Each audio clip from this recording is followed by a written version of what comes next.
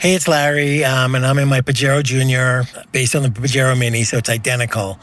I screwed up. They had painted with a weird luminous paint that turned like a gross yellow my buttons. So I pulled off my buttons to clean them.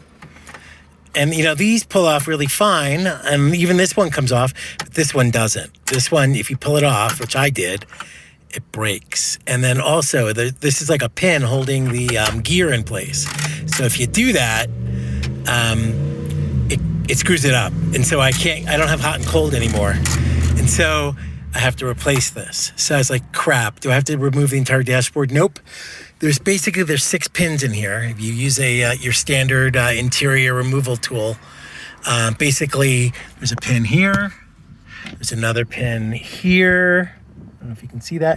And there's a pin right down here. The whole thing comes out. You can even see the switches.